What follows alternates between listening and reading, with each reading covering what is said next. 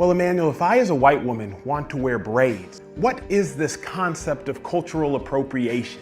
So today we are watching a video from Emmanuel Acho's Uncomfortable Conversations series, and this is his video on reverse racism. Now I've only seen one video of his before, so I'm going in with kind of fresh eyes here.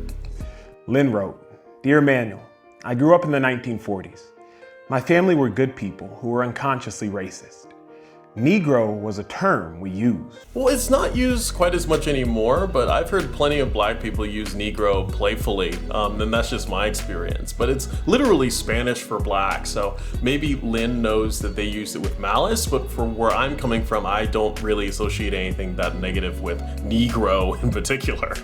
You know, another question I get asked, well, Emmanuel, if I as a white woman want to wear braids, how do I know that I'm not being offensive? Well, that's trying to prove a negative, isn't it? You can never know if you're not being offensive. Offense is in the eye of the beholder. It's possible to offend someone with whatever you do at any time. Now, whether or not that offense is reasonable, that's what we then have to ascertain. What is this concept of cultural appropriation? You know, I'm going to say this every time someone brings up the concept of cultural appropriation. And I don't say this to necessarily condemn anyone who thinks this way. It's a philosophical belief that one is entitled to hold. But at the root of the concept of cultural appropriation, it's the same as all stylistically conservative ideas, namely that some people believe there is a correct, segregated order to how people ought to style themselves, and that it is determined by DNA or other immutable factors, like where they were born. This is a fundamentally conservative or illiberal position because this belief prioritizes biological essentialism and tradition and an emotional reactionary adherence to them over autonomy and artistic expression. This is the undercurrent that represents itself in people getting pissed whenever you cross arbitrary cultural boundaries. You'll hear different rationalizations and justifications for these restrictions based on which side you're talking to, but it really doesn't obfuscate the fact that traits a person cannot ever change about themselves are supposed to dictate how they can style themselves, pose, or yes, even how they can style the hair on their head. So here's the thing, the right alleges cultural appropriation all the time. They just don't call it that because they don't recognize all of America's specific and subjective choices that enhance gender differences as being representative of our cultural practices, even if many of those practices are widespread and hardly original. But let's let Emmanuel give his answer. Do you want to know where the name Jim Crow came from?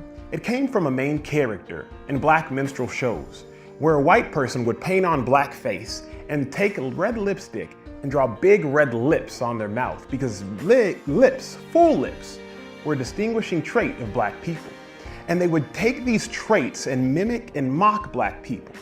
In 2020, in the doctor's office, lip injections, they occur every 20 minutes. Plagiarism. Oh my god, does he think black people collectively own some kind of patent on juicy lips? And so much so that white people enlarging theirs is akin to plagiarism. That might be the most racist thing I've heard this week, but in comparison to white people, yeah, black people have large lips, but we're not the only race that has a higher rate of it. We can't take all the credit for that coming into style these days. We're not in a vacuum. Saturated skin and full lips being sexy today is more the result of internationality than some desire for poetic irony led solely by white people and prompted solely by black people. So wearing braids as a white person or borrowing black culture, that's not the issue. Just make sure you know the history. Okay, no. The only thing you need to know is how to do your hair like that, if even that much. Knowing black history is not going to get most troll commenters off your back, especially because the only real win condition for them not to deride you is you being born black.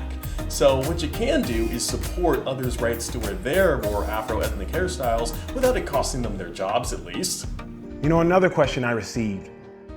Well, Emmanuel, what about reverse racism? Black people get Black History Month, but white people, we don't get a White History Month. To that I submit this.